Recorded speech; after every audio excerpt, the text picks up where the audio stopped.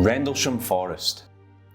The Rendlesham Forest Incident, also known as Britain's Roswell, is one of the best documented and most significant military encounters with a UFO craft.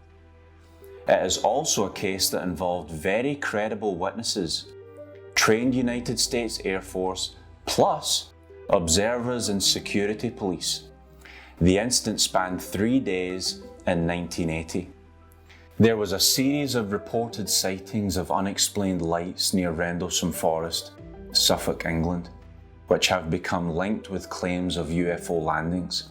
This event occurred just outside a base used at the time by the United States Air Force.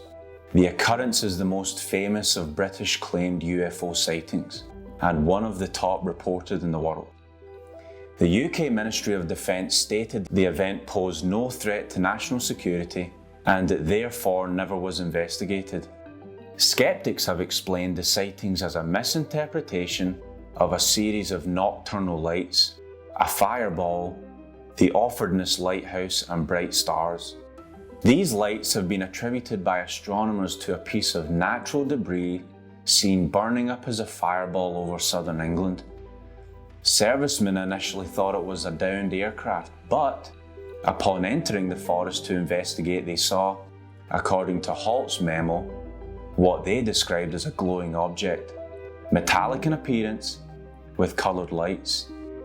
As they attempted to approach the object, it appeared to move through the trees, and the animals on the nearby farm went into a frenzy. One of the servicemen later claimed to have encountered a craft of unknown origin. While in the forest, although there was no publicised mention of this at the time, and there is no corroboration from other witnesses, according to Commander Halt's memo, 3 star-like lights were seen in the sky, 2 to the north and 1 to the south, about 10 degrees above the horizon. Halt said that the brightest of these hovered for 2 to 3 hours and seemed to beam down a stream of light from time to time. Astronomers have explained these as just bright stars. This type of behaviour is recorded by many UFO observations, however. Skeptics identify the flashing lights seen off to the coast as one of the brightest lighthouses in the area. Suffolk police were called to the scene on the first night and again the following morning, but found nothing unusual. On the night of the initial incident, they reported that the only lights visible were from the Orford Lighthouse. They attributed the indentations in the ground to animals. The Halt tape was released to UFO researchers. This tape chronicles Halt's investigation in the forest in real time, including taken radiation readings, the sightings of the flashing lights between trees, and the star-like objects. Evidence of a substantial MOD file led to claims of a cover-up. Some interpreted this as part of a larger pattern of information suppression concerning the true nature of unidentified flying objects.